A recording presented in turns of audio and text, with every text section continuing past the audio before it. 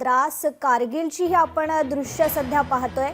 उपमुख्यमंत्री एकनाथ शिंदे यांच्याकडून हिरवा झेंडा दाखवला गेलेला आहे।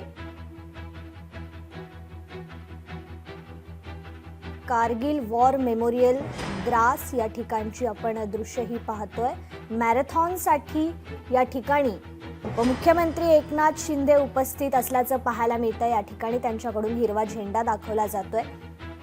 अगदी काही वेळातच या मॅरेथॉनला सुरुवात होईल। या ठिकाणी द्रास या ठिकाणी मॅरेथॉनचं आयोजन करण्यात आलेलं आहे।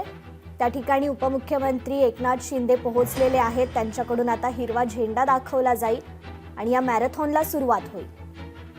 ही थेट दृश्य आपण त्या ठिकाणची पाहतोय।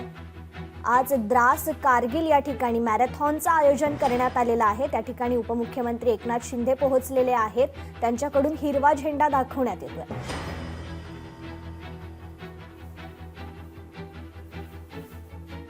तर ही थेट दृश्य आपण या ठिकाणी पाहू शकतो।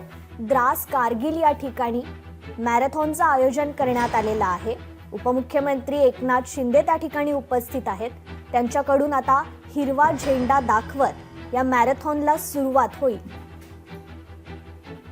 कारगिल युद्धाला 26 वर्ष पूर्ण झालेली आहेत आणि त्या निमित्ताने आज मॅरेथॉनचं आयोजन करण्यात आलेलं आहे। उपमुख्यमंत्री एकनाथ शिंदे त्या ठिकाणी पोहोचलेले आहेत।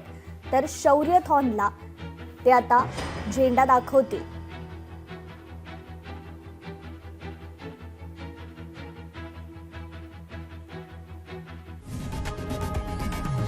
लोकशाही मराठी ऐका, पहा, जागरूक रहा।